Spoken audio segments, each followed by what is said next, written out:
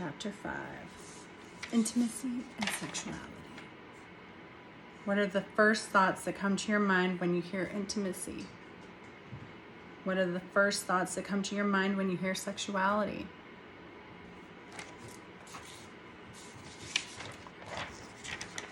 And I'm going to read this. When we talk about fulfilling yourself fully so you aren't in a place of lack, what were you taught or even subconsciously taught about pleasing yourself? And yes, I'm talking about masturbation or touching yourself at all. Do you instantly shut down? Do you instantly feel shame? Do you convince yourself that it isn't something you should do? Do you tell yourself it's okay to not want to be intimate with yourself? I have heard it all. From I am fine with my sexuality, I just don't feel the need to touch myself. Well, sorry to break it to you, but if you don't feel the need or want, you will always feel like a man is crazy for feeling the need or want to be intimate with you. And if you are not able to fulfill that within yourself, that means you are also telling the universe that you need a man to fulfill that in you.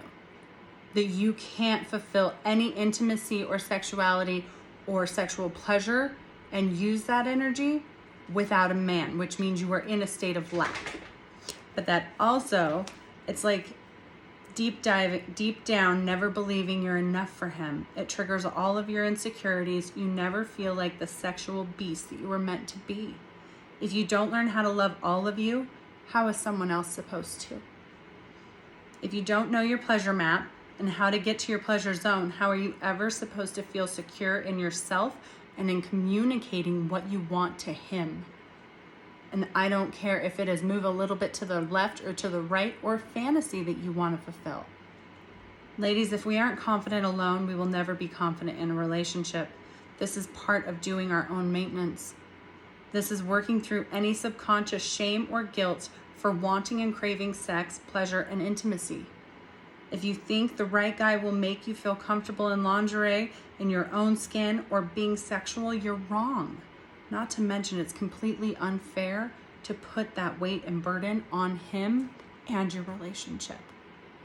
You have got to be whole before a man can come in and see you as whole and you actually accept that he loves you for you. And you don't pass on your sex shame to him. Because when we give men the shit because they want sex all the time, be grateful the man that you love and care about wants your body. Instead of looking at it as he's like this sexual demon, that is our body shame that we are projecting onto him. He wants and craves your body. You don't understand why he wants and craves your body because you don't want and crave your body. That is what we need to heal. When is the last time you bought something sexy and sensual for yourself?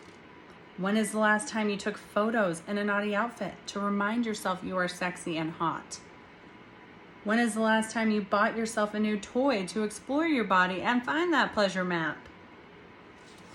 Sleep is where we recharge and dream. Are you dreaming in something that makes you feel old, tore up, and exhausted like an old ratty t-shirt? Or are you sleeping in something that makes you feel sexy and beautiful like a goddess, like, a silk nightie or something like that that actually makes you feel sexy? Because it's where we recharge and rebuild our commitment to ourselves and heal. And if we're wearing ratty ass t-shirts, that's not the energy you need to put back into yourself.